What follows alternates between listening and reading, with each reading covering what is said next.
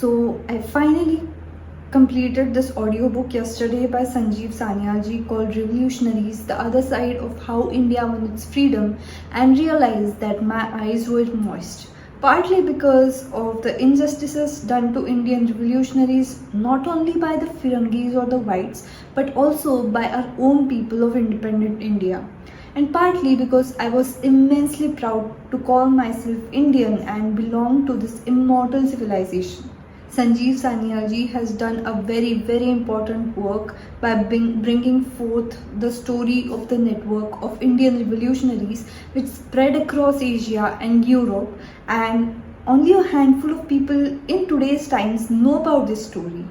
While listening to this audiobook, I wished at times that I could just hold their hands, give them a hug, or simply bow my head at their feet because of the extreme tortures, both mental and physical, that they suffered without even complaining once.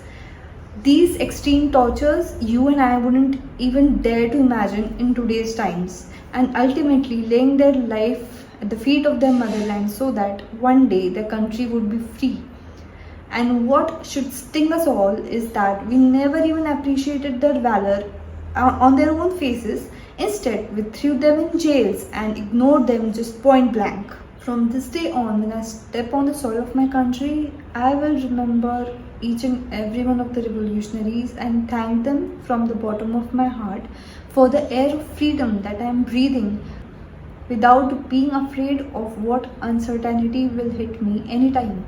Though my life is just a tiny little dot compared to their magnanimous ones, I will make sure that they will never be forgotten, or my future generation will know about them from an early age. This, according to me, is what little I can contribute to eternalize their flames in every Indian heart. After finishing this book, I pondered upon the relevance of the armed freedom movement in today's times. Freedom of speech is a fundamental right.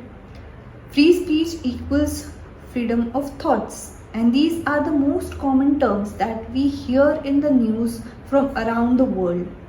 Then comes the news of the Queen's portrait being taken down and replaced by a piece of modern art at Oxford University.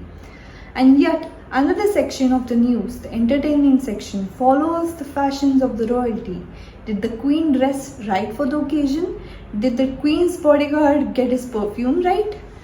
And reading and listening to this makes me wonder and think what all this means. Are we undergoing some kind of an evolutionary phase in our human existence, or are we simply following the trend of cancel culture?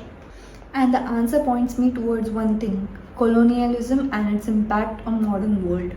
We as a human race aren't going any lower, but we aren't rising any higher either. When the modern or Western media uses terms such as modernization and globalization, do they even know the ongoing impact of colonialism on some countries even today? When the press celebrates the people who are responsible for mass genocides which aren't even accounted in the historical texts, do they even know, let aside think about the atrocities they have committed on the people, or the atrocities the world has faced because of their celebrities? This is less to do with modernization and more to do with the general knowledge of the armed revolution that half of the countries have gone through to liberate themselves from slavery and colonialism. And we are committing the most horrendous crimes by forgetting about the revolutionaries and the lives that they have sacrificed and the tortures they have undergone for the independence of our own countries. And this free speech wouldn't be possible if each of our countries would be still heavy with the shackles of the imperialistic invasions or the invaders. So instead of glorifying these invaders and looters, and instead of falling in love with them, read Stockholm Syndrome, let us take a moment to bow our heads down to the only deserving and true forefathers of our country, because of whom we are able to utter these heavy but shallow words of modernization and freedom.